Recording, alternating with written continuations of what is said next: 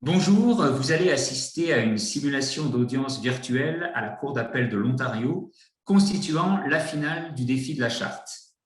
J'aimerais reconnaître l'appui du gouvernement du Canada dans le cadre du programme Les jeunes s'engagent. Les avocats sont Camille Gilbert de l'école Renaissance à Aurora et Conrad B. Piché de l'école Saint-Charles-Garnier à Whitby. Voici les instructions pour les avocats. Le panel s'appuyant entièrement sur des documents électroniques, nous vous demandons de laisser le temps nécessaire pour trouver l'information demandée lorsque vous faites référence à un passage ou un paragraphe particulier. Lorsque vous n'intervenez pas ou ne déposez pas, merci de couper votre micro afin de minimiser les bruits de fond. À la Cour d'appel de l'Ontario, on n'appelle pas là où le juge votre honneur, mais par leur nom. Je vous présente le panel, la présidente et la juge Thorburn, accompagnée de la juge Gagnon et du juge Wormington. Je confie maintenant la salle d'audience virtuelle à la juge Thorburn. Merci beaucoup, Maître Gazlot. Alors, bon après-midi, les enfants, et puis les professeurs et tous les autres qui assistent aujourd'hui.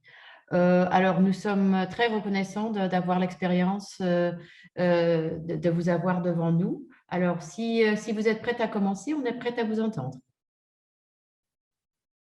C'est qui l'avocat pour la demanderesse? C'est vous, Maître Piché. Alors, êtes-vous prête à commencer? Oui, est-ce que vous m'entendez? Oui, on vous entend. Parfait.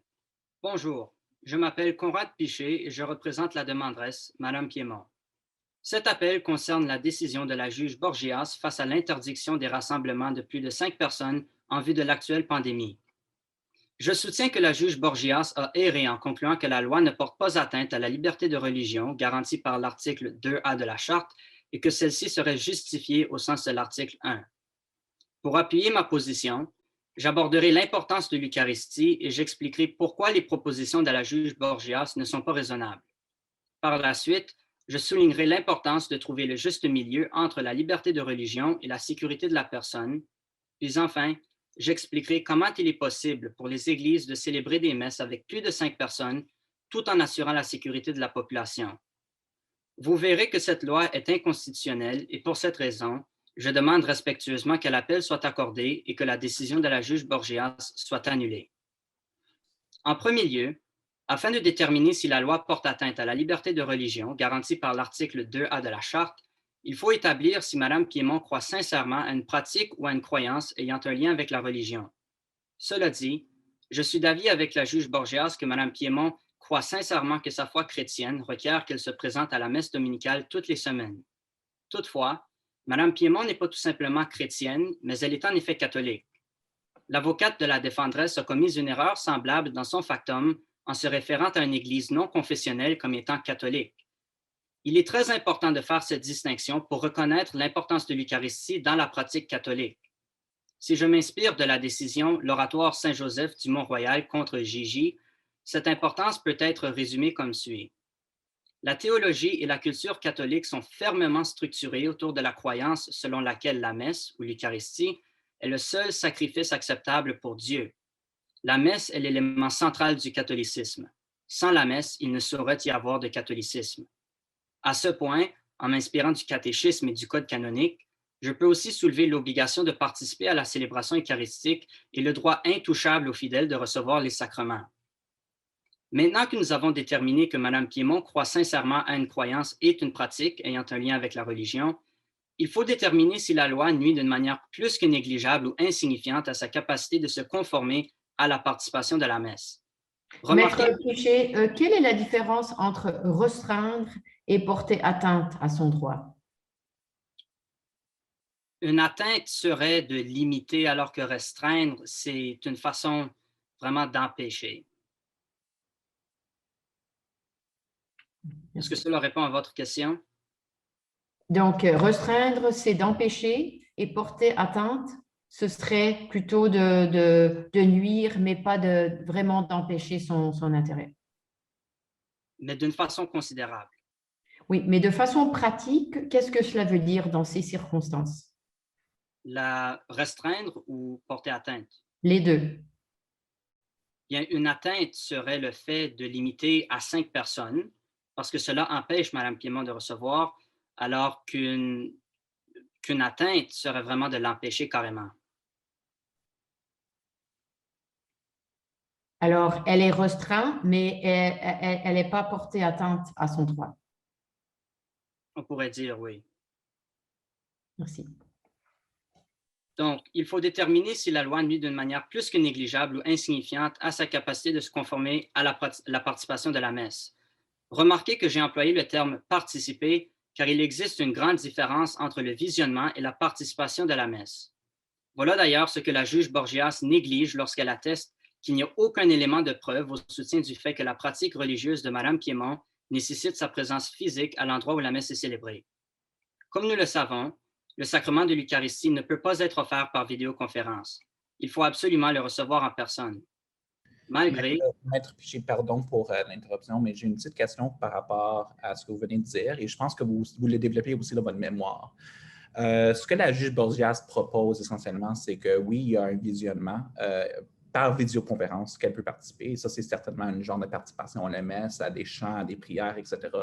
Il y a aussi la possibilité de travailler avec le prêtre pour tenter d'organiser une messe de 5 personnes ou moins pour rentrer dans les limitations proposées par le gouvernement.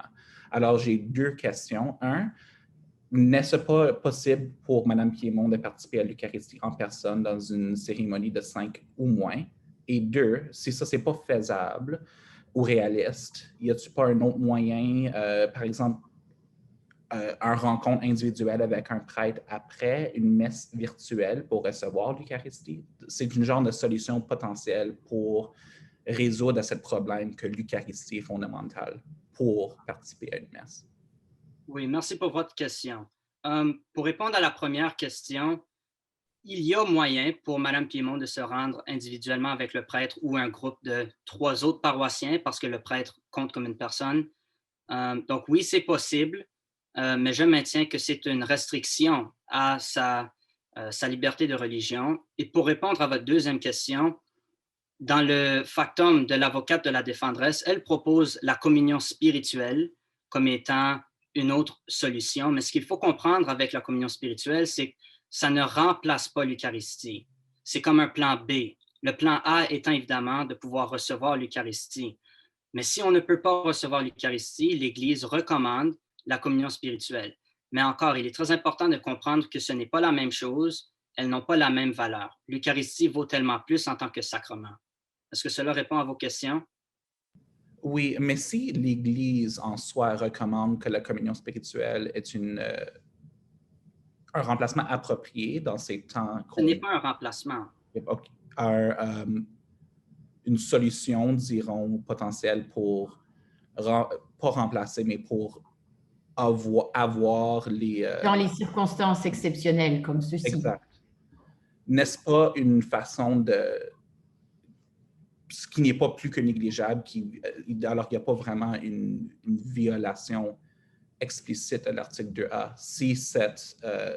si on utilise la communion spirituelle au lieu de l'Eucharistie. Non, je maintiens parce que ce n'est pas la même chose. C'est une recommandation, mais l'Église ne va jamais empêcher la réception de l'Eucharistie. Et ultimement, c'est ça ce que veut Mme Piémont et plusieurs autres catholiques.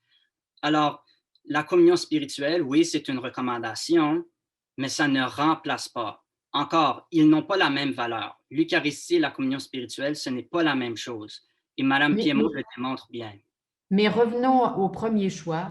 Pourquoi est-ce que le choix de venir avec 3 autres personnes au lieu d'une église pleine de gens ne serait pas une option valable dans les circonstances exceptionnelles qu'on se trouve? Bien, comme je l'expliquerai tantôt, c'est le fait qu'il y a plusieurs paroissiens et on ne spécifie pas la taille de l'église de Mme Piémont. Et je suis certain que Mme Piémont n'est pas la seule paroissienne à vouloir l'Eucharistie. Alors, plusieurs personnes vont vouloir réaliser ces rencontres. Mais on n'a pas cette preuve, on ne sait pas combien de gens veulent la sacristie.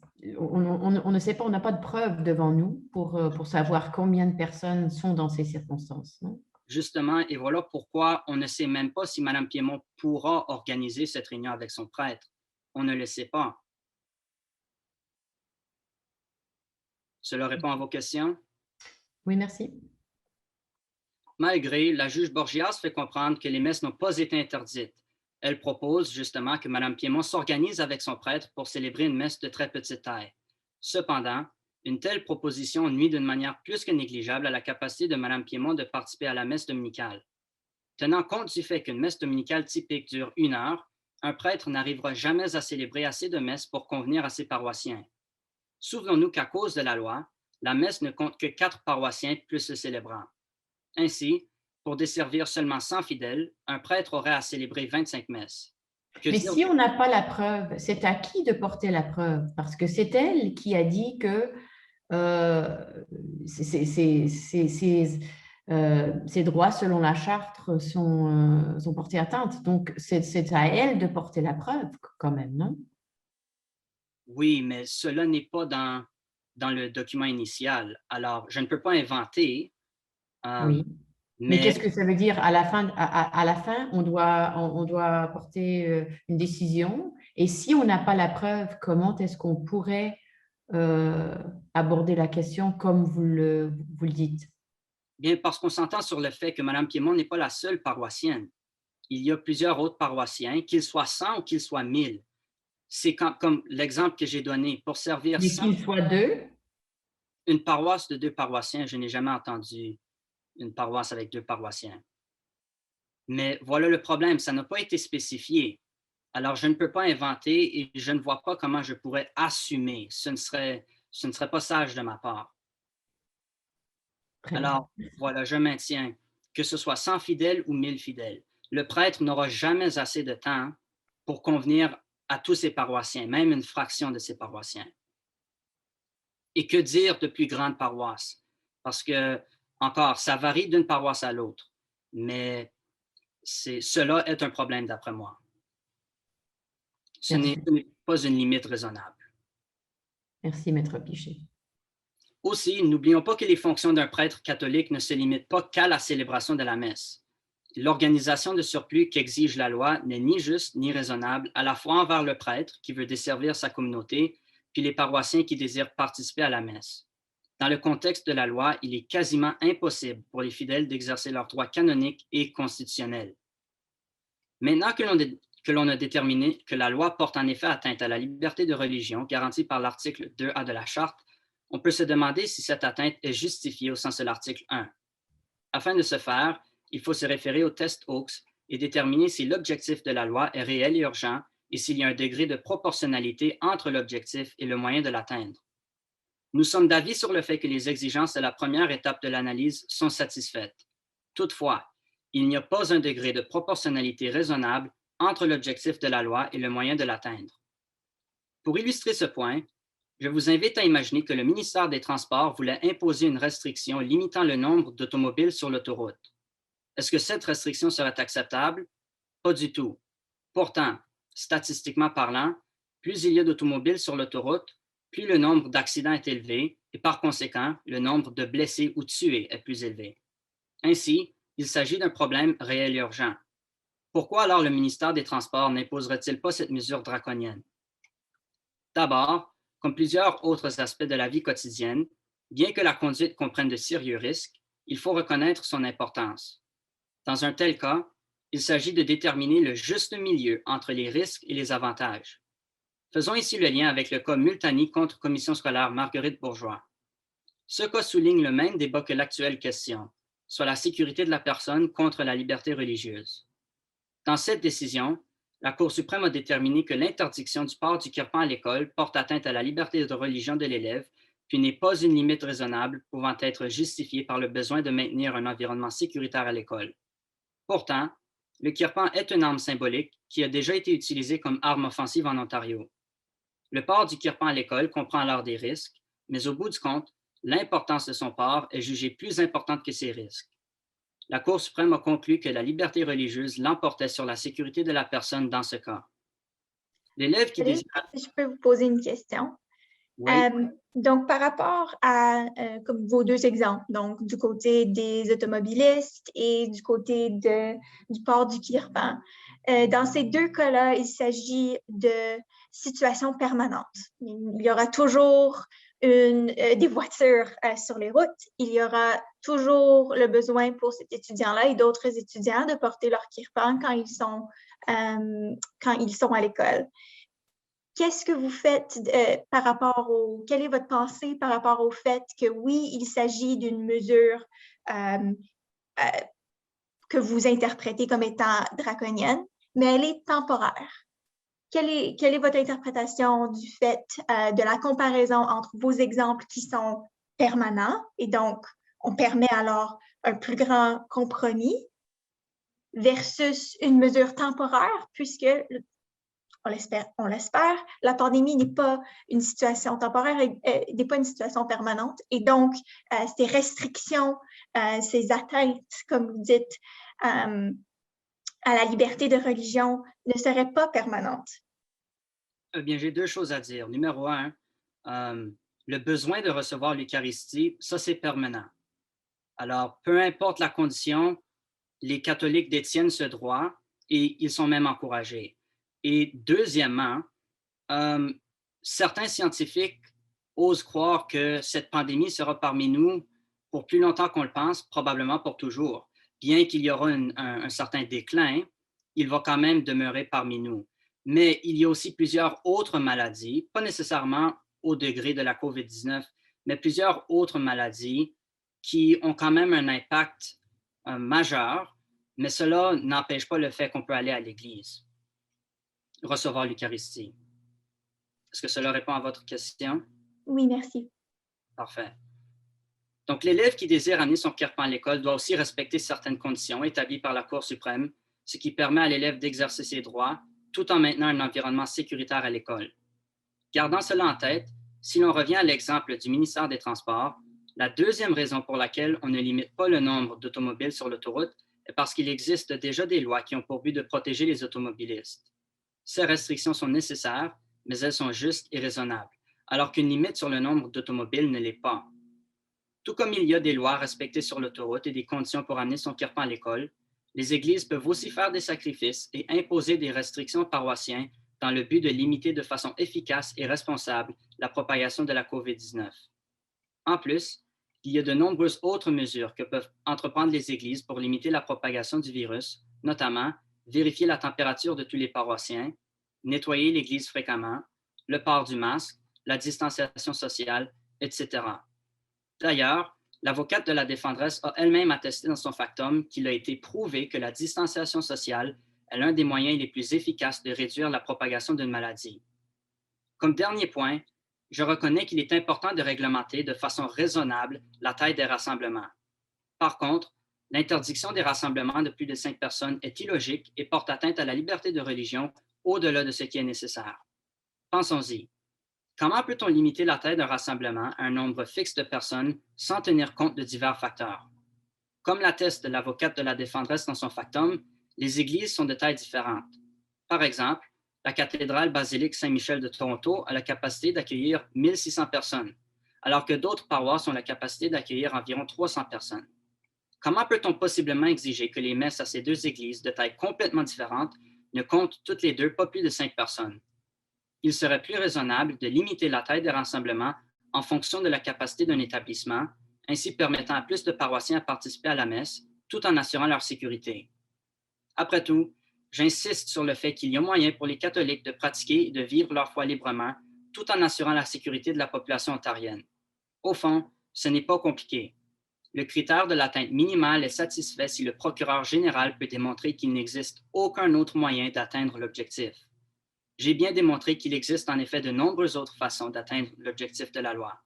D'ailleurs, le procureur général a lui-même attesté que la distanciation physique, le port du masque et le lavage répété des mains sont tous des moyens de limiter la propagation du virus. Le procureur général a démontré lui-même qu'il existe plus d'une manière d'atteindre l'objectif de la loi, démontrant ainsi qu'elle n'est pas constitutionnelle. Merci.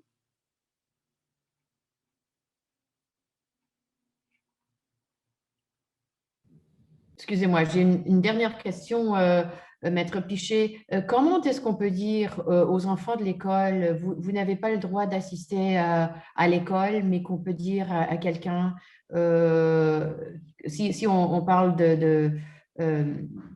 d'importance d'avoir l'éducation, mais qu'on peut dire à madame qui pourrait venir avec 3 autres personnes, 4 autres personnes, elle pourrait quand même aller à l'église, tandis que les enfants ne peuvent pas aller à l'école. C'est une excellente question, mais on n'a jamais indiqué que les enfants ne peuvent pas aller à l'école. On dit tout simplement que tout rassemblement est limité à 5 personnes. On n'a pas apporté de précision pour les épiceries, pour les écoles, mais cela sous-entend le fait que c'est quand même ouvert. Alors, si on dit à Mme Piémont… Mais on a quand même dit aux élèves de l'école, vous ne pouvez pas aller à l'école en personne. Dans Tout le se cas, déroule par Zoom, il n'y a pas d'école en tant que telle. Donc, comment est-ce qu'on peut dire à Madame Pichet, à Madame, excusez-moi, à Madame Piémont, vous ne pouvez pas, vous pouvez quand même aller à l'église avec 4 autres personnes, vous pouvez aller en personne, ou bien vous pouvez assister par Zoom comme les étudiants d'école, mais qu'on ne peut pas, on ne peut pas laisser les enfants aller à l'école. bien, OK, j'ai 2 choses à dire et je vais me répéter. Ce n'est pas indiqué dans le cas que les écoles sont fermées, malgré… si on compare les statistiques des églises catholiques à comparer aux écoles, c'est une différence remarquable. J'ai les statistiques qui parviennent de l'archidiocèse de Toronto et je crois que l'archidiocèse comprend 226 paroisses, catholiques évidemment. Entre le mois de juin 2020 jusqu'au 17 mai 2021, il y a eu plus d'1,7 million de visites paroissiales. Ces 1,7 million de visites paroissiales, seulement 100 cas ont été comptés et on ne peut même pas retracer ces cas à l'Église. Alors faisons ce calcul très simple. 100 cas divisé par 1,7 million de visites veut dire que tu as 0,0006 chances d'attraper le virus. 0,0006 chances. Bien que l'avocate de la défenderesse mentionne souvent le chiffre 3 pour dire que ça, c'est le taux, ce n'est pas pareil pour les églises catholiques. Soyons très spécifiques, parce qu'en général, oui, c'est 3. Mais les églises de l'archidiocèse de Toronto ont bel et bien démontré que c'est très sécuritaire. On pourrait même dire un des endroits les plus sécuritaires. Alors que les écoles, malheureusement, je n'ai pas les statistiques avec moi, mais on sait bien qu'il y a eu plusieurs cas. Il y a eu des outbreaks, alors que les églises catholiques, ce n'est pas le cas.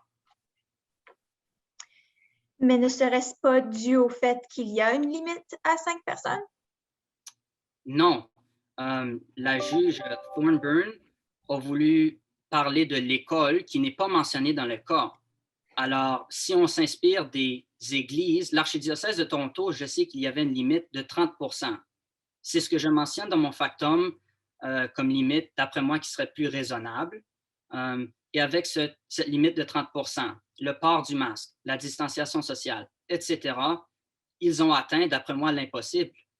Et cela démontre encore qu'il y a plus d'une façon d'atteindre l'objectif de la loi. Il ne faut pas une limite de 5 personnes pour atteindre cet objectif. Juste une dernière question. Est-ce que essentiellement ce que vous suggérez, c'est que dans les églises catholiques, ils ont atteint un niveau exceptionnel pour ce qui est d'évitement des éclosions et de sécurité. Le seul enjeu ici, c'est qu'on limite les rassemblements au niveau de toutes les religions. Et je comprends très bien que dans ce cas-ci, on parle d'une église catholique, mais est-ce que vous nous demanderiez alors d'exclure la foi catholique et d'imposer ces limites-là à d'autres religions qui n'ont peut-être pas les moyens économiques pour assurer ce respect et qui n'ont peut-être même pas les espaces assez grands pour assurer ce respect-là? Bien, comme vous l'avez mentionné, le cas ici traite spécifiquement des églises catholiques.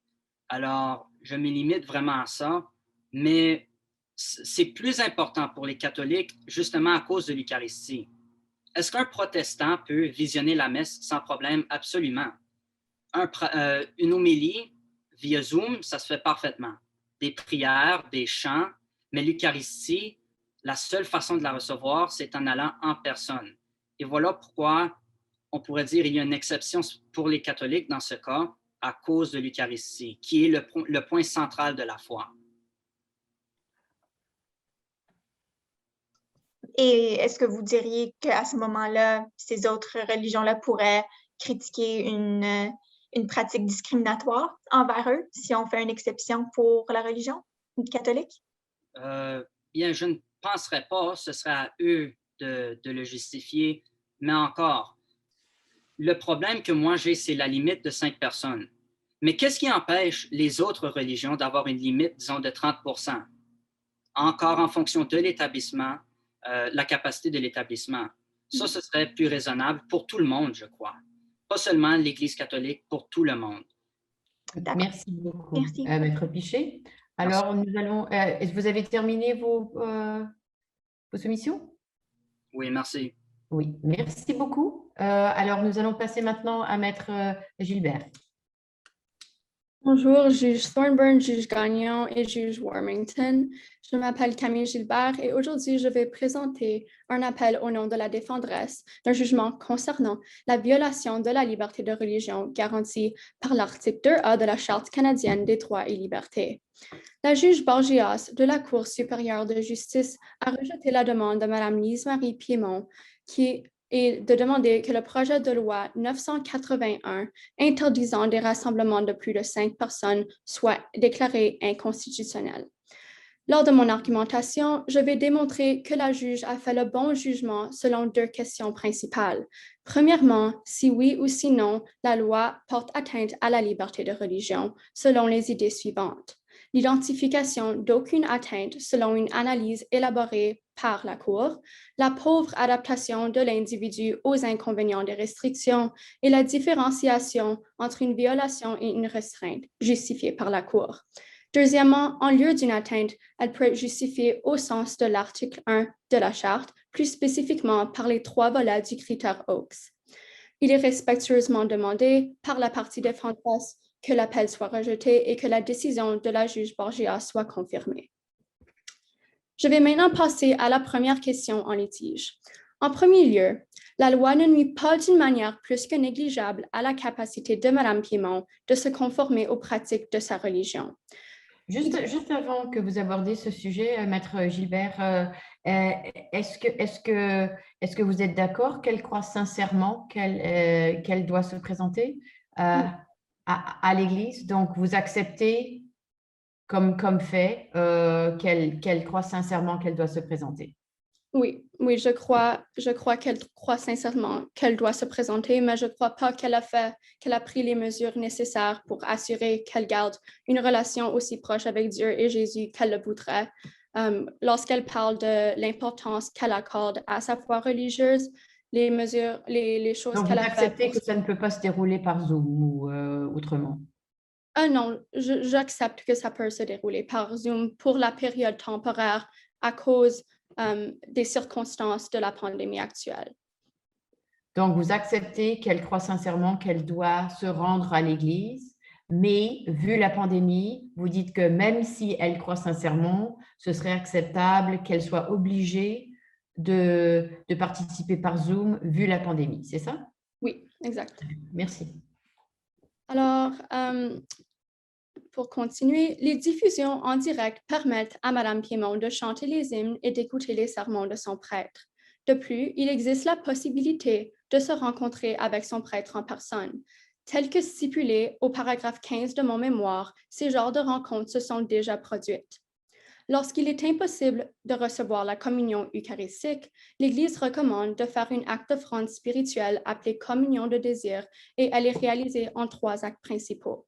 Un acte de foi, un acte de désir et une action de grâce, comme si on était présent à la messe. Le pape François a relevé l'opportunité de la pratique lors de l'Angélus en mars 2020, une des périodes les plus pires de la COVID-19. Le pape a déclaré... Oui. Pardon, j'ai 2 questions pour vous en lien à ce que vous avez dit.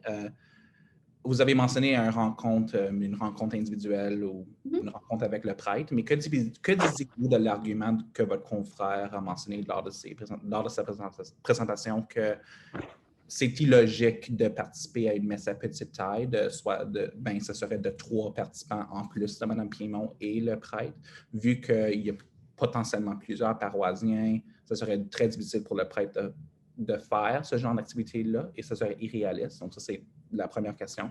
Et la deuxième question est, que disiez-vous du fait que cette communion spirituelle n'est pas l'équivalent de l'Eucharistie, comme indiqué votre confrère il y a quelques minutes? Ben, je pensais la même chose que la juge Thorburn a pensé. Je ne pense pas que ce serait nécessairement tous les paroissiens de l'Église qui voudraient risquer leur santé pour aller à la messe en personne, même s'il n'y a pas de preuves pour démontrer cela. La plupart des gens qui vont à la messe, statistiquement prouvés, sont des gens de plus de 60 ans. Et la COVID-19 affecte le plus les gens de plus de 60 ans. Et puis, si ces gens se sentent à risque, ce n'est pas nécessairement tout le monde qui serait dans la même idée que Mme Piémont et voudrait absolument aller à la messe en personne. Et je comprends que plusieurs personnes sont gravement affectées par ceci, mais je pense aussi qu'ils pourront accepter le fait que la pandémie actuelle pose un risque, une menace à leur santé et voudraient rester à la maison juste pour une période temporaire. Donc, pour la plupart des gens, même s'il y en avait beaucoup qui autrement voudraient le faire, vu la pandémie, il n'y aurait pas beaucoup de gens qui seraient prêts à venir à l'église de toute façon. Oui, même s'il y avait vraiment beaucoup de personnes qui voudraient aller à l'église, je ne pense pas que c'est même possible d'avoir tellement de messes de petite taille. Et puis, Mme Piémont a dit qu'une des raisons qu'elle voulait aller en personne est à cause que la qualité de la vidéo n'était pas aussi bonne parce qu'elle avait un budget d'une église francophone. Mais j'ai trouvé des preuves qu'il y a plusieurs sites, par exemple le site Radio-Canada qui offre les messes à chaque dimanche qui sont de très bonne qualité. Donc, il a quand même beaucoup d'opportunités de visionner la messe en ligne et d'améliorer la qualité de celle-ci au lieu d'aller en personne. Donc, Maître Gilbert, est-ce qu'il s'agit de discrimination contre les francophones, vu la différence entre la qualité des choses pour les francophones et les anglophones? Est-ce qu'il y a question de discrimination ici? Non, je ne pense pas parce que je suis pas mal certaine qu'il y a plusieurs églises anglophones aussi qui ont pas aussi bonne qualité de vidéo. Et il n'a pas de preuve que c'est seulement les églises francophones qui ont des budgets moindres que les églises anglophones. Mais d'après le dossier, ce qu'on apprend, c'est que les ressources pour les francophones sont inférieures à ceux offerts aux anglophones, n'est-ce pas? On est quand même dans la province de l'Ontario. Alors, il se peut que ça soit une raison pour ça, parce que la langue principale, la langue la plus parlée dans la province de l'Ontario est l'anglais. Donc, je ne penserais pas nécessairement que ça soit de la discrimination, mais il se peut que le gouvernement peut agir pour fournir aux églises francophones un plus grand budget. Est-ce que même s'il y avait de la discrimination, est-ce que c'est un fait pertinent à cette cause? Non, je ne pense pas. Merci. Et pour votre deuxième question, c'était est-ce que vous pouvez répéter la question, s'il vous plaît? Oui, c'était juste pour déterminer si, pour vous, est-ce que la communion spirituelle est un équivalent de l'Eucharistie, puisque votre confrère, dans ses soumissions, a dit que ce n'est pas un équivalent et que ce ne serait toujours pas approprié pour un remplacement pour l'Eucharistie.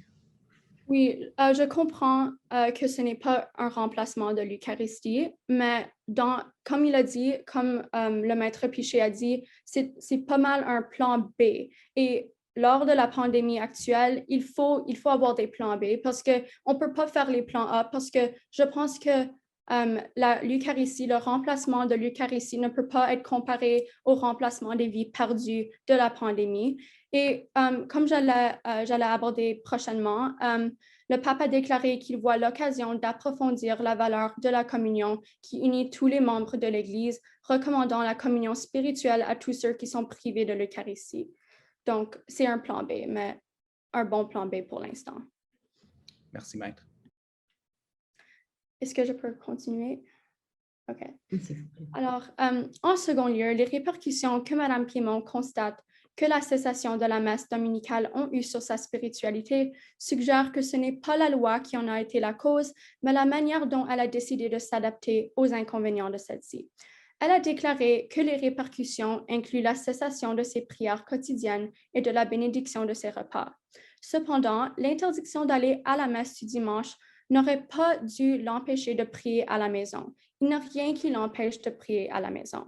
Et à l'heure de la demande, elle n'avait même pas spécifié si elle avait contacté son église pour demander des messes de petite taille ou de rencontrer personnellement son prêtre.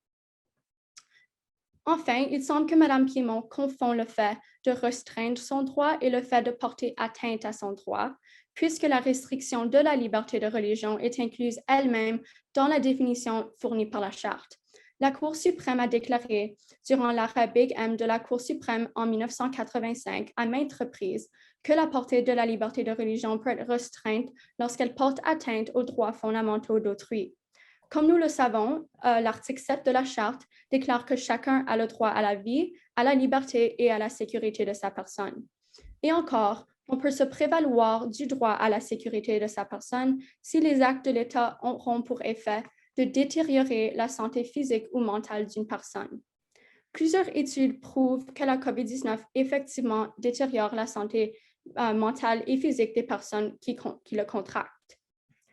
En permettant aux gens de se rassembler, l'État pourrait indirectement permettre à tous ceux qui sont dans les rassemblements de nuire aux droits de chacun à la vie et à la sécurité, la liberté de religion devant donc être restreinte. Je vais maintenant passer à la deuxième question en litige.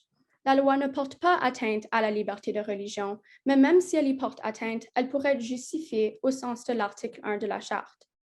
L'objectif de la loi est réel et urgent, compte tenu du fait qu'il y a plus de 126 millions de cas et 4 millions de décès à l'échelle mondiale en un an seul. En ce qui concerne le troisième volet, il existe un degré de proportionnalité entre la protection de la population et la limite de 5 personnes.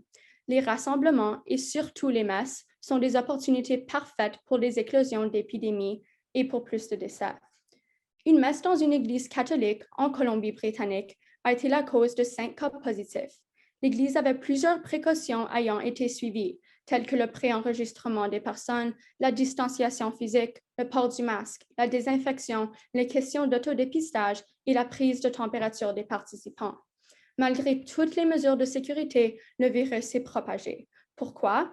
Parce que malgré les précautions, le gouvernement s'en remet à la bonne volonté des gens pour se protéger. Tel que le maître Piché a dit, il existe plusieurs mesures de sécurité pour les autoroutes. Mais les gens qui s'assurent que les gens respectent ces lois sont les policiers et les caméras de vitesse et les caméras de lumière rouge.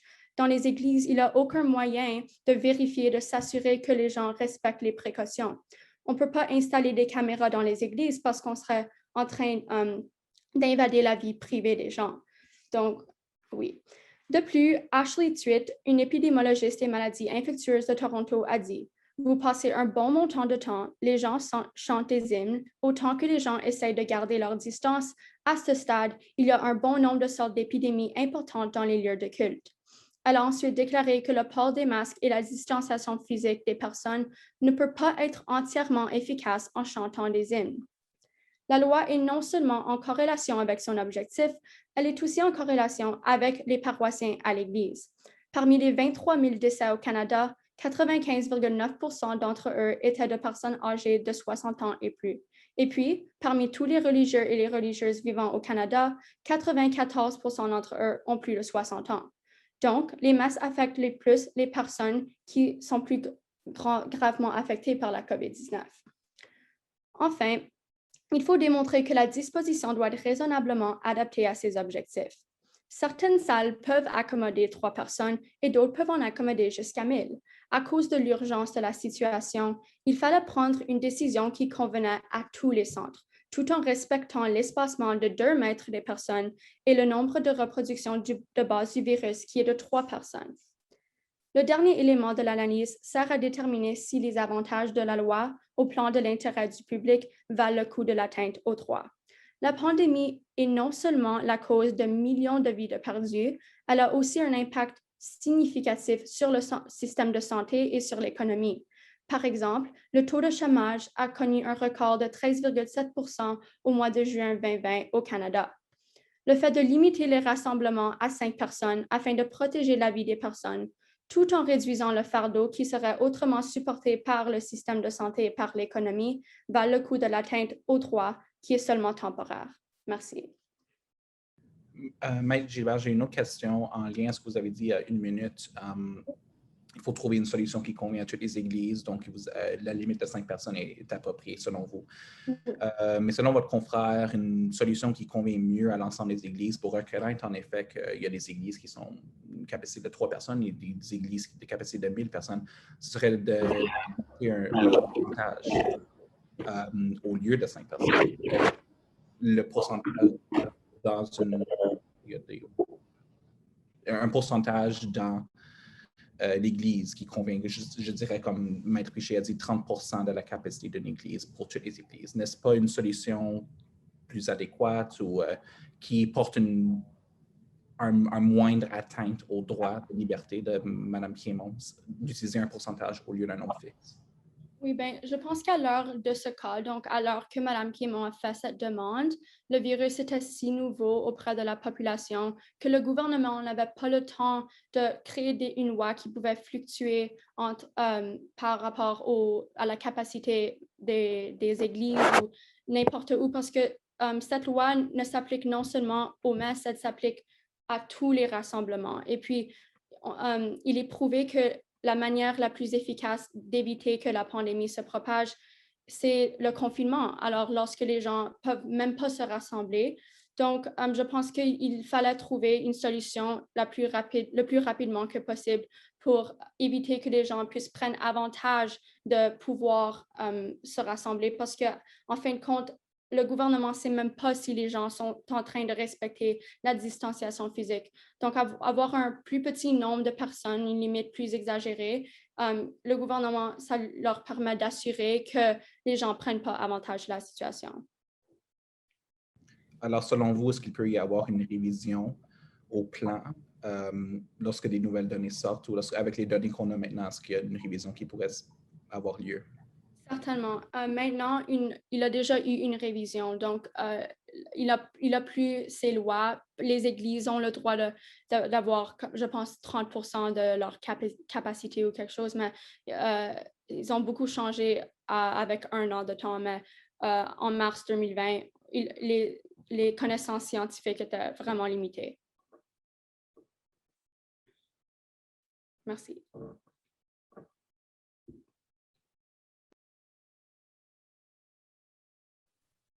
Excusez-moi, est-ce que vous avez fini vos soumissions, Maître Gilbert? Oui, merci. Bien. Merci beaucoup. Alors, nous allons maintenant nous allons maintenant avoir une réunion au téléphone, je pense, Maître Wormington, oui? Oui, donc, on revient dans 8 minutes à peu près, 8 à 10 minutes. C'est ça, c'est bien?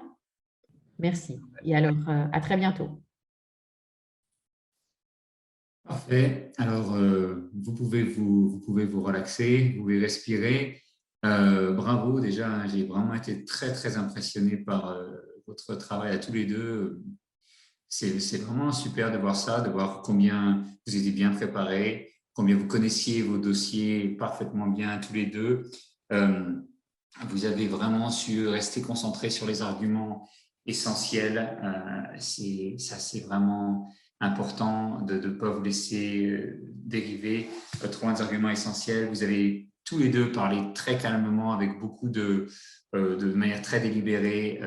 Donc, c'est vraiment intéressant. Je pense que les panels vont avoir beaucoup de difficultés à vous départager. Alors, à ce sujet, je voudrais donner quelques précisions, et puis aussi pour celles et ceux qui nous écoutent, parce qu'on a beaucoup de personnes qui assistent, et vous avez un public important. Et par ailleurs, comme je vous l'ai indiqué, ce document, cette audience a été enregistrée et elle sera donc diffusée sur notre site. Donc, pour expliquer un petit peu la différence de quelle va être la personne qui va gagner ce défi de la charte. Alors déjà, vous avez déjà gagné tous les deux puisque vous êtes arrivés à ce stade-là. Hein. Cette audience, c'est plus pour, disons, pour départager, mais vous êtes tous les deux clairement très, très haut niveau.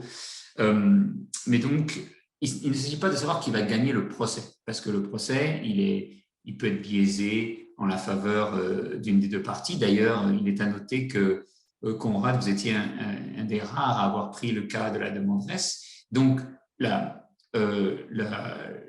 c'est pas du tout la personne qui gagne le procès qui va gagner le défi de la charte. La personne qui gagne le procès sera celle ou celui d'entre vous qui a fait le meilleur travail d'avocat, donc aussi bien au niveau de la rédaction de votre facteur, de la recherche que vous avez fait, de l'analyse, de ce que vous avez fait, et ensuite de la manière dont vous avez eu de la défendre et de répondre aux questions des juges, donc la connaissance que vous aviez de vos dossiers. Donc c'est ça. Donc les juges, quand ils ont terminé de délibérer, vont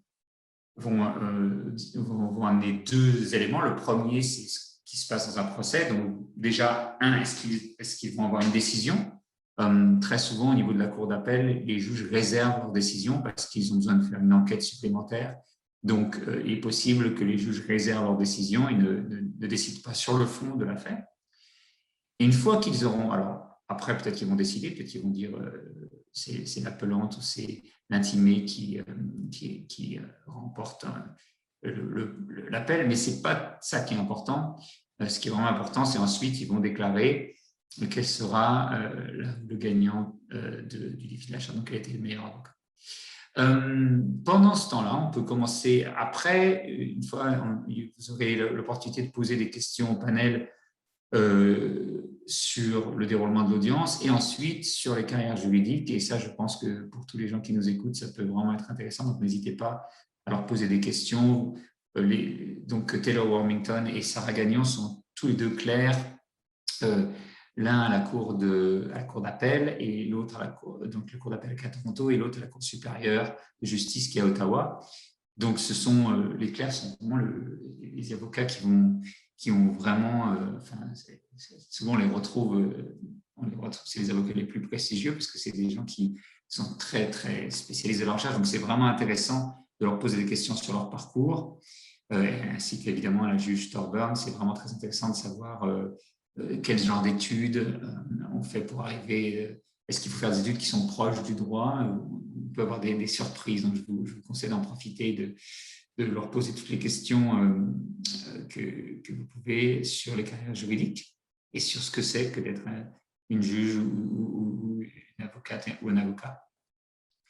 Et voilà. Donc, en attendant, on peut nous commencer à discuter. Alors, j'aimerais vous poser une première question à tous les deux. Est-ce que vous avez dû finalement utiliser des arguments qui ne correspondaient pour défendre votre cas, donc comme font souvent les avocats, qui ne correspondaient pas du tout à ce que vous pensiez? Et si oui, comment vous vous êtes senti par rapport à ça? Est-ce que quelqu'un veut répondre à cette question? Vous n'êtes pas obligé, hein, c'est juste au cas où, mais ça ne va pas compter pour le procès. Hein. Les juges ne nous entendent plus, donc n'hésitez pas. Je peux ajouter un peu. Par exemple, ma grand-mère, elle vit au Québec et puis elle va à la messe tous les dimanches. Alors, en étant la partie défenderesse, c'était pas mal.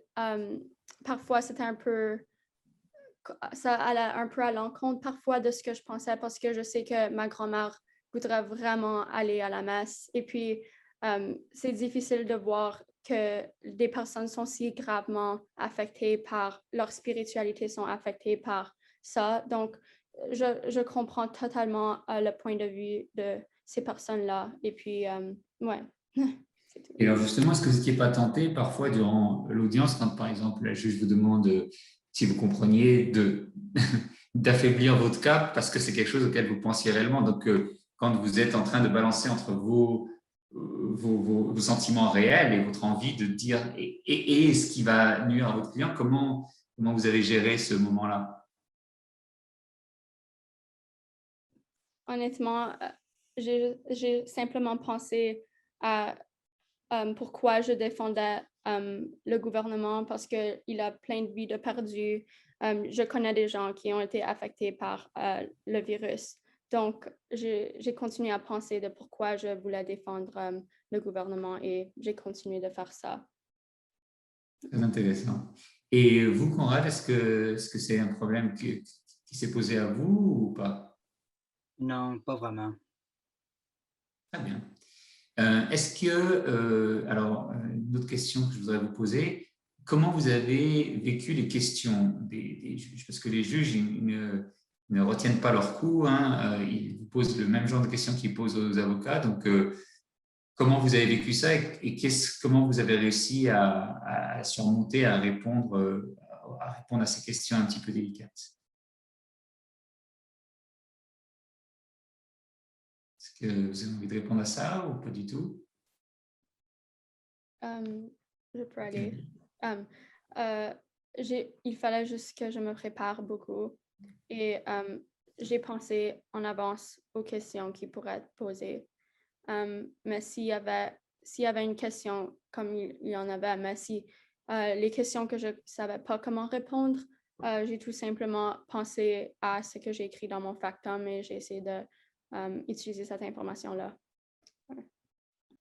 Et vous, Conrad? Pareillement, je me suis préparé à certaines questions, mais il y en a d'autres qui m'ont pris par surprise. Très bien. Alors, une autre question, est-ce que d'abord vous êtes intéressé à terme par une carrière juridique et déjà plus immédiatement, est-ce que vous avez déjà des plans après votre secondaire, pour le genre d'études que vous voulez faire après le secondaire? Je ne sais pas si Conrad est en 11e ou en 12e année, mais moi, je suis en 12e année, donc il faut que je connais maintenant qu'est-ce que je vais faire après l'école. Je sais maintenant, donc moi, j'aimerais aller en 3 certainement, mais il faut que je prenne comment est-ce qu'on dit ça, un undergrad. Donc, il faut que je vais aller en business et après, je vais m'en aller en 3. Donc, ouais. Et Conrad. Et vous, Conrad? Je suis en 11e année, mais je m'intéresse au droit. Je songe faire mon bac en histoire. Mais ce serait intéressant de demander aux juges en quoi ils ont fait leur bac, quel domaine, quelle discipline et à quelle université aussi. Oui, très intéressant. Donc, retenez bien cette question parce qu'effectivement, je pense que je pense que vous allez avoir des surprises à ce niveau-là. C'est assez intéressant. Une autre question, comment s'est déroulé le programme, le défi de la charte pour vous dans votre classe? Comment vos professeurs ont réussi à gérer ça avec vous? Parce que c'est très nouveau, hein. Du côté anglophone, on fait le Charter Challenge depuis vraiment des dizaines d'années. Donc, les professeurs connaissent très bien comment préparer leurs élèves. D'ailleurs, c'est pratiquement toujours les mêmes professeurs qui gagnent le Charter Challenge parce qu'ils sont vraiment au fait de ça. Moi, j'ai été très impressionné par le travail de vos professeurs, le temps qu'ils ont consacré, tous les back and forth et comment ils sont vraiment… Je voudrais leur tirer mon chapeau d'ailleurs, entre parenthèses, je crois qu'ils sont parmi… Vraiment, félicitations parce que au milieu d'une pandémie telle que celle qu'on a, avec toutes les difficultés déjà que le travail d'enseignant comporte, mais vous aussi, hein, toutes les difficultés que le travail d'élève comporte.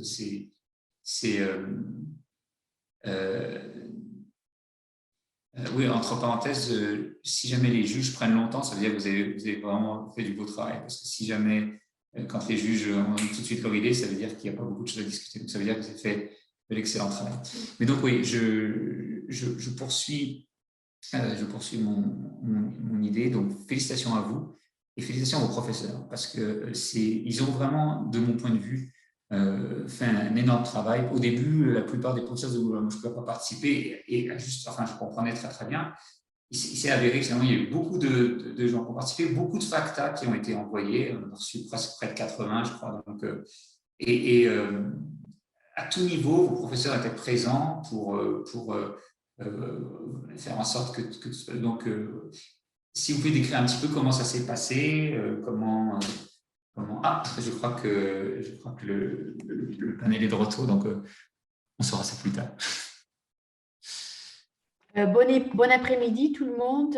Nous sommes de retour. Je pense que nous trois, nous sommes tous là. Ouais, voilà. Très bien. Alors, je voulais commencer par féliciter Maître Pichet et Maître Gilbert, mais vraiment, on a été très, très impressionnés. Et je dis ça très sincèrement, c'est rare qu'on a des plaideurs aussi forts que vous, les deux. Alors, on voulait vous faire passer l'examen du barreau tout de suite, dépasser la faculté de droit et aller tout de suite aux examens du barreau. Mais vraiment, vraiment excellent. Excellent. Vous devez être très fiers de vous. Et en fait, comme le T-shirt de Maître Gazlou le dit, vous êtes architecte de la justice. Donc, félicitations. Alors, je voulais vous dire que vraiment, vraiment, vous devez être très fiers de vous. On n'avait que quelques tout petits points parce que vraiment, vous avez fait un résumé très exact. Vous avez démontré la flexibilité en répondant aux questions pour dire que ce soit le Kirpan ou les autres arguments de la part de M. Pichet ou l'autre église qui a été ouverte à l'exemple de Maître Gilbert. Vraiment, c'était vraiment excellent. Mais nous avons quelques tout petites questions et en fait, on avait vraiment du malheur à choisir parmi les deux parce que vous deux, vous étiez tellement bons. C'est Maître Wormington qui a le mauvais task de choisir entre vous deux. C'est moi qui ai décidé. Donc, pauvre Maître Wormington va être obligé d'annoncer un gagnant parce que vraiment, on avait beaucoup de difficultés.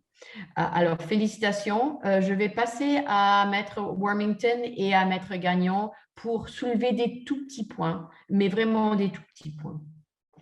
Taylor? Oui, merci, Madame la juge. Vraiment, c'était incroyable. Des plaidoiries excellentes. Et pour moi, j'ai seulement fait une couple de plaidoiries. Vraiment, c'était juste incroyable de voir cette qualité d'expression orale de deux étudiants d'école secondaire. C'était formidable. Juste pour des tout petits points, comme dit Madame la juge Thorburn, par exemple, Maître Pichet, c'était des réponses excellentes à les questions posées. Parfois, en répondant aux questions, vous retournez directement à votre texte pour compléter, mais parfois, ce que vous avez dit dans votre texte a été indiqué dans votre réponse à la question. Donc, c'est toujours mieux. C'est très bien que vous avez fait quand même de reconfirmer l'information qui a été dite, mais parfois, si vous venez tout juste de dire ou d'échanger cette information au juge, n'ayez pas peur de juste aller au prochain argument pour bien maximiser votre temps. Pour moi, c'était mon seul commentaire pour la présentation orale, parce que c'était formidable. Et le mémoire était très bien organisé. Les arguments étaient créatifs, surtout l'argument du Kirpan et l'argument de l'autoroute. C'était intéressant de voir ça dans un mémoire quand même, de le voir développer. Donc, je vous félicite pour ça. Maître Gagnon. Oui, donc moi, je vais fournir mes commentaires sur la performance de Maître Gilbert. Je vous félicite, c'était absolument excellent. Comme Madame la juge Thorburn a mentionné, vos arguments, votre recherche était impeccable pour ce qui est d'aller chercher des exemples pertinents.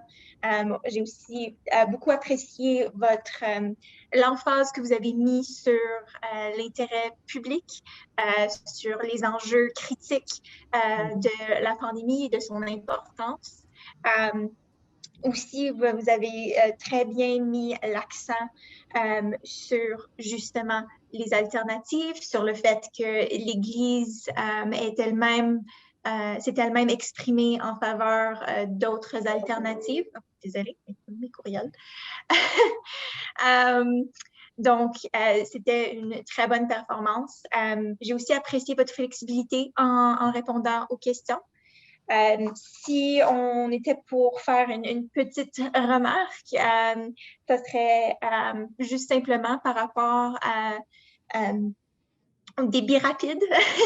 vous êtes parfois exprimé de façon plus rapide, ce qui rend souvent, si vous plaidez dans le futur, Si vous prenez plus votre temps, si vous donnez plus d'espace entre vos différents arguments, ça donne plus d'espace pour les juges de vous interpeller pour poser des questions, puis on a moins l'impression de vous marcher dessus dans votre argument.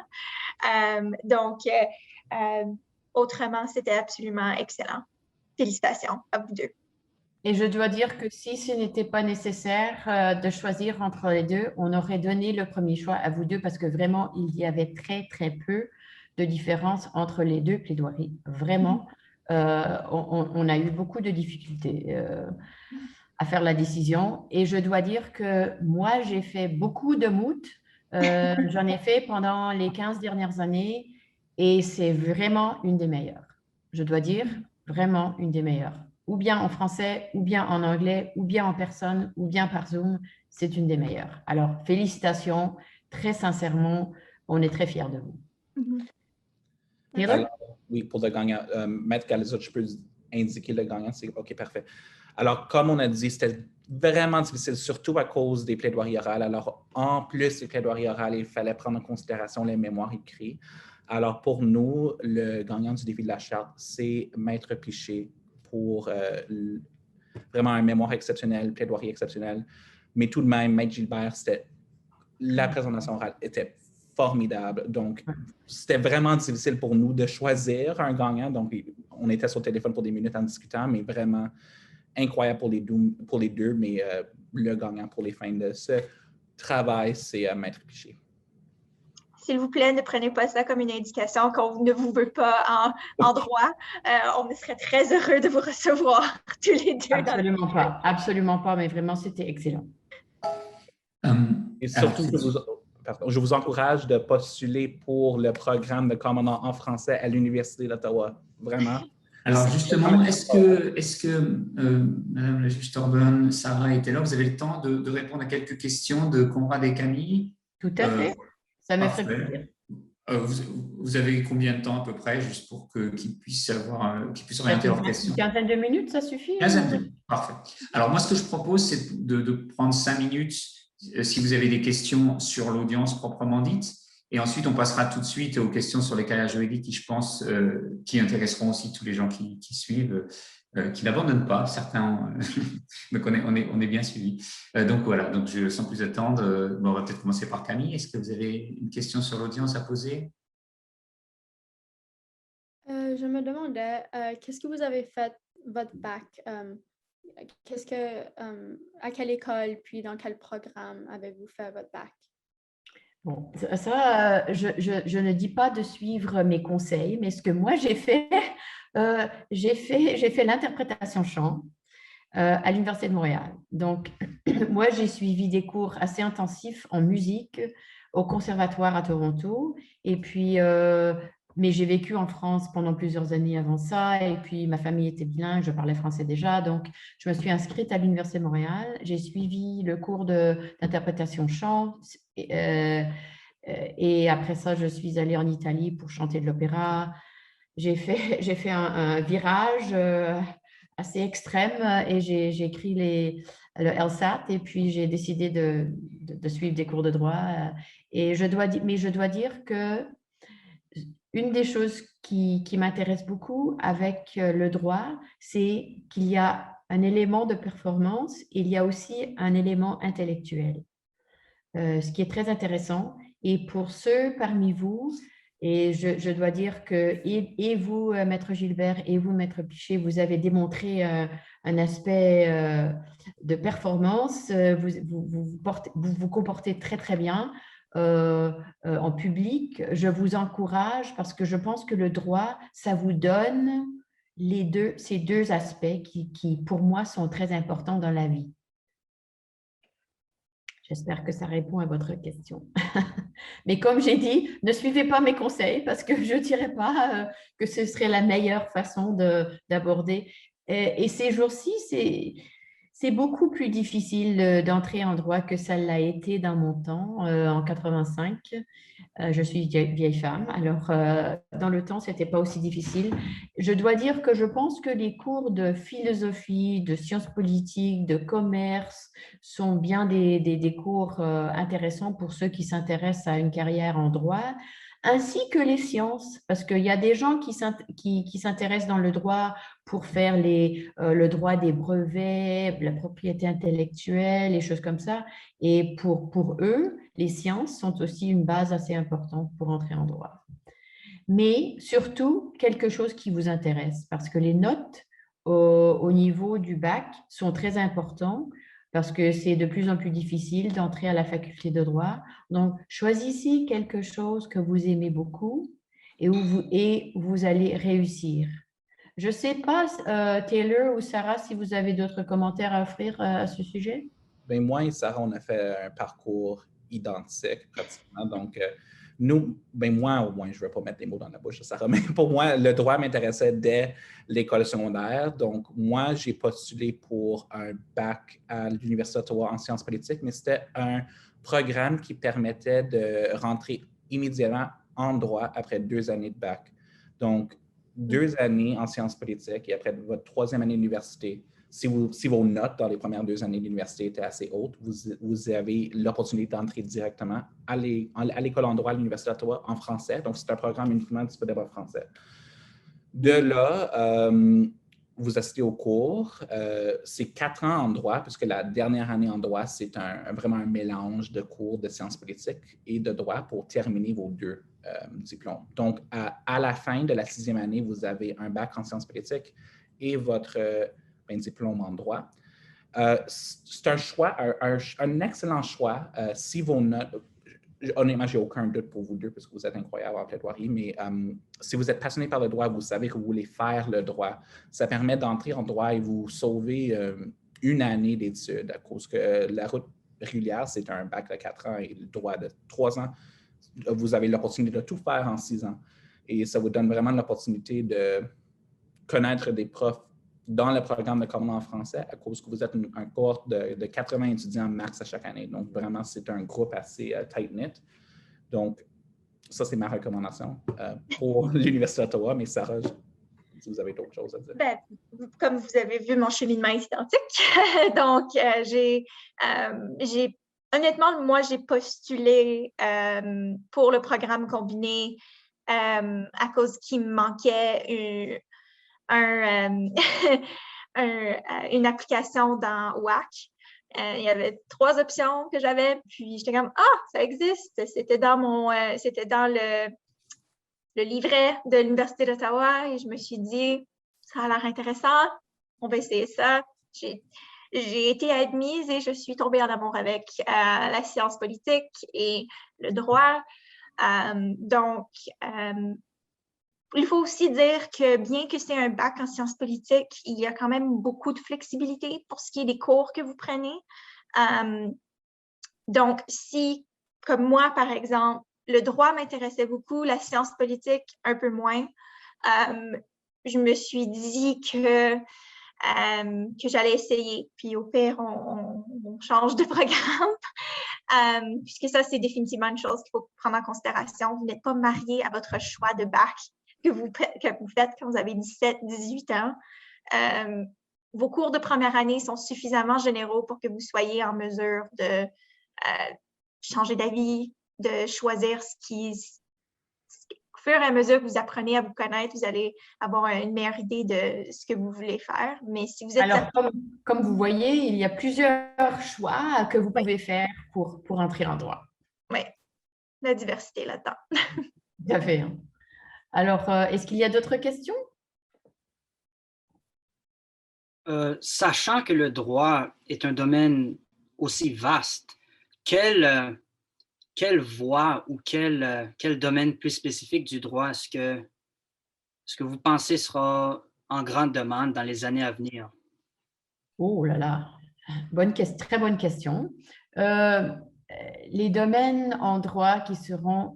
Ça, c'est difficile à prévoir parce que le monde change beaucoup. Qui aurait su que on aurait toutes les affaires avec la propriété intellectuelle qu'on a maintenant, les droits droits de l'homme, les causes importantes qu'on a maintenant, les causes qui sont importantes. Donc, c'est toujours difficile à prévoir, mais je pense que pour moi, c'est important pour les jeunes avocats d'avoir une base générale parce que des fois, l'aspect intellectuel d'un sujet n'est pas tout à fait la même que l'aspect pratique de l'affaire. Mais ce n'était pas tout à fait votre question, c'est les sujets importants, mais pour les sujets du futur, on aura toujours les problèmes intéressants au point de vue du droit criminel. Ça, c'est certain. Ça a toujours été là, ça va toujours être là. La même chose avec droit de la famille. On aura toujours les gens qui sont divorcés, les enfants qui souffrent, les individus qui souffrent, les problèmes à résoudre. Pour ce qui est de l'aspect civil, je pense que la propriété intellectuelle sera très, très importante. On voit, même avec la pandémie du COVID, que le président Biden a dit, bon, on ne doit pas respecter les brevets des gens qui ont fait le développement des vaccins. Donc, est-ce que ça veut dire qu'ils vont être récompensés pour tout le travail qui a été fait? Est-ce que l'effet mondial de l'affaire, l'importance de donner à ceux qui ne l'ont pas en vertu de la pandémie, veut dire qu'on ne doit pas récompenser les compagnies qui ont dépensé tellement d'argent pour le faire? Je sais pour ce qu'il s'agit de l'AstraZeneca, eux, ils ne le font pas pour le profit. Ce n'est pas la même chose pour Moderna et pour Pfizer. Mais comment est-ce qu'on résout ces problèmes? Il y a des aspects intérêt public, il y a des aspects propriété intellectuelle, mais je pense que le futur de la propriété intellectuelle, c'est un aspect très important. Il y a aussi l'aspect droit international, parce qu'on fait de plus en plus de choses avec les pays, d'autres pays, d'autres provinces, donc tout cet aspect de droit international est un aspect très important. Ça va durer, on aura des questions intéressantes. Il y a aussi des questions d'immigration. Au Canada, on reçoit à peu près 300 000 personnes par année des autres pays. Comment est-ce qu'on aborde ces sujets, quelles sont les lois, comment est-ce que les lois doivent développer, changer, est-ce qu'on doit tenir plus compte du fait que les gens parlent anglais, français ou l'effet qu'ils sont des réfugiés ou l'aspect qui sont des étudiants qui ont déjà vécu ici, qui sont acclimatisés à la culture canadienne, etc. Tous ces aspects intéressants et différents. Donc, pour résumer, je dois dire que c'est difficile de dire. Moi, à vos places, quand vous êtes jeunes avocats, je vous suggère fortement d'aller à un cabinet où vous pouvez avoir une base assez générale pour vraiment avoir l'aspect pratique pour vous aider à choisir un sujet qui vous intéresse et pas tout de suite. Parce que moi, je dois dire que les choses qui m'ont bien intéressée à la faculté de droit n'étaient pas les mêmes sujets qui m'ont intéressée en étant jeune avocat après 2-3 ans. Et même, ça a changé en étant juge. J'ai pu aborder les questions de droit criminel, les droits de la famille que je n'ai jamais abordées en pratique privée et ça m'a beaucoup intéressée. Je ne sais pas, Taylor, Sarah, si vous avez d'autres choses à ajouter à cette question? Je suis d'accord avec ce que vous avez dit. Je pense que j'ajouterai aussi le droit de l'environnement, juste à cause que le droit de l'environnement, ça touche à pratiquement tout. Comme vous avez un aspect droit constitutionnel, vous avez un aspect droit criminel. Ouais. Et il y a souvent un cabinet général qui a un aspect droit de l'environnement dans leur cabinet. Mais je souscris à ce que la juge Thorburn a dit de penser assez général, à cause que moi, toujours, je ne sais pas c'est quoi le domaine du droit qui m'intéresse le plus. Moi, je n'étais pas du tout intéressé en droit criminel à l'université, mais maintenant, en étant en cour d'appel comme auxiliaire juridique, vraiment, le droit criminel, c'est là toujours et c'est très intéressant. Alors, gardez un esprit ouvert en école de droit pour votre futur, comme étant avocat et avocate, je dirais. Et vous pouvez apprendre beaucoup de choses, non seulement dans la classe, mais de vos camarades. Je sais que peut-être droit des autochtones, s'il y a d'autres étudiants, ou de l'aspect culturel du droit, que les gens voient les choses de façon différente, dépendamment d'où ils viennent, de leurs expériences, etc. Sarah, as-tu d'autres choses à ajouter? Ben, je souscrirai à tout ce que vous avez dit jusqu'à maintenant. La seule chose que j'ajouterais, c'est que si vous n'êtes pas certain de ce que vous voulez faire ou si vous voulez garder vos horizons ouverts, devenir auxiliaire juridique, c'est aussi une très bonne option. Moi-même et Taylor, on est biaisés là-dessus. C'est la route que nous avons choisi de prendre en sortant de l'école de droit. Mais c'est un des meilleurs environnements pour être exposé au plus grand nombre de domaines de droit. Appuyer des juges, essentiellement, ce que ça veut dire, c'est observer et travailler sur des dossiers qui passent toute la gamme des domaines, qu'on parle de droit de la famille, droit criminel. On va gérer certains dossiers de droits autochtones quand ils ne sont pas devant la Cour fédérale. C'est vraiment très, très divers, mais aussi très intéressant et on en apprend à tous les jours puisque nous sommes ceux qui font la recherche pour aider les juges à créer un droit plus juste et plus équitable.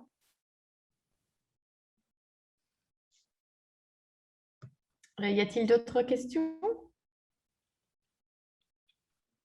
J'ai une question pour vous, Madame la juge Thornburn. Préférez-vous être juge ou avocate? Juge. J'ai été avocate pendant 17 ans.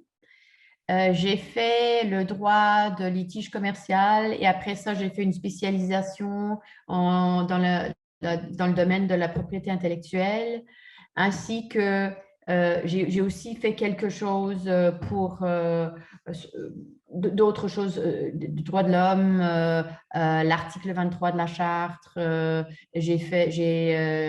J'ai comparu devant le International Chamber of Commerce pour le droit international.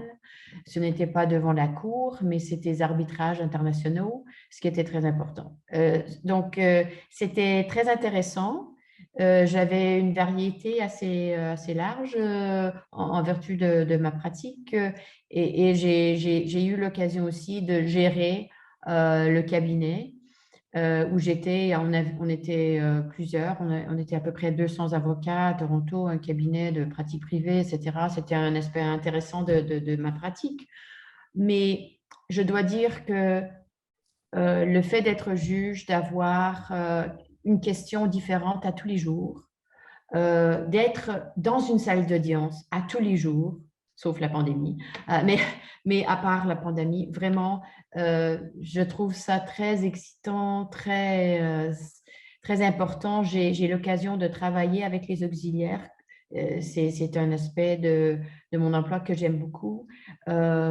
L'aspect de voir des jeunes avocats apparaître devant nous tout le temps, ou les vieux avocats, tous les gens, mais vraiment d'aborder des questions différentes, il n'y a rien comme être la vie de juge. Je me sens très, très, très, très, très chanceuse de pouvoir être juge. Alors, mais ça prend un peu de temps, ça prend au moins 15 ans de pratique, voilà. Je ne peux pas demander à Maître Wormington ni de Maître Gagnon parce que les deux n'ont pas été juges déjà, mais peut-être un jour. D'autres questions? J'ai une dernière question. Quelle faculté de droit recommanderiez-vous? Oh là là. Bon, ben, pour moi, je sais que la réponse de Taylor et Sarah serait certainement l'Université d'Ottawa et ce que l'Université d'Ottawa offre, ainsi que McGill, c'est l'aspect bilingue de l'affaire. il y a beaucoup de bonnes universités, bonnes facultés de droit. Je dirais qu'on a plusieurs. Je ne pourrais pas dire qu'il y a un meilleur, mais je dois dire que, bon, à Toronto, on a 2 bonnes universités. L'Université de Toronto, Osgood, sont tous les 2 très bons. Si vous aimez une plus petite ville, Kingston, c'est une très jolie ville, mais ça dépend un peu de ce que vous cherchez. Parce que si vous voulez partir de la maison et aller dans une autre ville, bon, ça veut dire que les universités de Toronto, ça ne nous intéresse pas. Si c'est l'aspect bilingue qui vous intéresse beaucoup, bon, l'Université d'Ottawa, McGill, et il y a aussi l'Université de Montréal, à Montréal, où il y a un aspect bilingue aussi, plus que ça l'a été dans mon temps. Donc, mais ça dépend un peu de vous. Et il y a aussi des facultés de droit qui sont mieux, qui sont mieux connues pour certaines choses que pour d'autres. Par exemple, l'Université Queen's est très bon dans ce qu'on me dit, surtout en droit pénal. Alors, ils ont une très bonne réputation pour ça, d'autres universités pour d'autres sujets. Donc, ça dépend un peu du sujet qui vous intéresse, de la vie, du nombre d'étudiants. Je sais que la faculté à l'Université de Toronto est plus petite que la plupart des autres. Je sais que l'Université d'Ottawa, il y a, je pense, à peu près 250 étudiants par année, tandis que l'Université de Toronto, c'est beaucoup plus petit. Donc, il y a beaucoup de choses qui entrent en vigueur quand vous décidez où vous voulez aller. Mais pour moi, vous devez penser à où vous voulez vivre, quel sujet vous intéresse le plus, l'aspect du bilinguisme. Ce sont 3 choses que je tenirai en compte. Avez-vous d'autres questions? On a encore le temps pour une autre question. Maître Gilbert, avez-vous d'autres questions? Non? Non, merci. Non, très bien. Personne d'autre? Bon, alors moi, je vais finir par vous féliciter encore une fois. Je suis très fière de vous. Vous devez être très fiers de vous. Et je souhaite bonne chance. Et je laisserai la dernière parole à Maître Warmington et Gagnon s'ils veulent ajouter un petit mot pour finir. Juste nos félicitations. Nous sommes très impressionnés. Vous nous avez honnêtement épatés. Ayant vu la performance de Taylor et ma performance à moi quand nous étions en première année de droit, on aurait été très heureux d'avoir vos performances plutôt que les nôtres. C'est définitivement une performance que j'aurais été fière de faire et de voir, les deux. Oui, même en droit. Donc, vraiment, félicitations. Et un dernier petit mot, félicitations à Thomas Gazlo parce que je sais qu'il a fait beaucoup, beaucoup de travail pour commencer ce programme et ça fait des années qu'on travaille ensemble. Il fait toujours un travail excellent et je le félicite. Merci. Eh ben, merci énormément et je vais en profiter pour… je vais d'abord dire que je ne suis pas sur mute parce que sinon ce serait un peu dommage. Je crois que c'est bon. Non, apparemment, j'ai été entendu. Donc, oui, ben, je vais conclure. Alors d'abord, ben, je remercie évidemment Madame la juge Thorburn, Taylor Warmington et Sarah Gagnon pour leur aide inestimable. Je ne sais pas si on se rend compte, mais je discutais récemment avec Éducalois, qui est le grand organisme québécois d'éducation juridique. Ils nous envient des gens comme vous, parce que ce qui fait que le ROEJ est très efficace, c'est qu'on a des différents spécialistes du monde de la justice qui travaillent avec nous. Et c'est ça qui fait toute la différence. C'est ça qui fait que nos programmes bénéficient vraiment. Et je peux vous dire qu'ils sont vraiment jaloux de ce qu'on fait et de ce qu'on a. Alors qu'on n'aime pas du côté francophone, on n'a clairement pas les moyens que eux. Donc, merci beaucoup. Et effectivement, on travaille beaucoup avec la juge Thorburn qui fait un travail exceptionnel pour l'accès à la justice en français. Et ben, on va continuer et on va faire de mieux en mieux. Donc, merci. Merci également aux avocates et avocats qui ont évalué les factas des élèves. Alors, je vais les citer. Juliana Martel, Emma Hayden, Anya Cortenard, Minetta Caparelli, Stephen Albers, Alexia Bistriski, Devin Garg, Daniel Carbono, Ria Guidon, Christian Petitfrère et Diana Mazzotta. Nombre d'entre eux, d'ailleurs, ont aussi participé au programme en étant des mentors pour notre équipe de jeunes animateurs. Donc, merci beaucoup pour votre travail. Pareil, des gens très occupés, mais qui prennent le temps de s'occuper des jeunes francophones. C'est vraiment super. Bravo évidemment à toutes les participantes et participants au défi de la charte, professeurs et élèves, y compris celles et ceux qui n'ont pas pu aller jusqu'au bout et envoyer un factum. Le défi de la charte est un programme extrêmement complexe et rien que le fait de participer donne des compétences fort utiles aussi bien pour les études que pour la vie professionnelle. Merci à tous les conseils scolaires de l'Ontario qui nous ont grandement aidés tout au long de ce projet. Nouvelle-Ontario, Viamonde, Mon Avenir, CECCE, CSCDGR, Providence, District scolaire francophone Sud, Franco-Nord, CSDCEO, CEPO et le TDSB. Et puis, je voudrais remercier notre équipe de jeunes francophones qui a travaillé si dur pour faire une réalité de ce premier défi de la charte en français. Merci beaucoup. Il y a une nouvelle équipe maintenant qui vient de se créer, qui vont, je pense, faire aussi bien que l'autre. Mais merci à ces 11 jeunes francophones de l'Ontario qui vraiment font un travail exceptionnel. Et finalement, encore merci au gouvernement du Canada pour son appui dans le cadre du programme Les Jeunes s'engagent. Merci beaucoup à toutes celles et à tous ceux qui ont suivi ce défi de la charte et puis à très bientôt. Au revoir. Merci, au revoir. Merci, au revoir.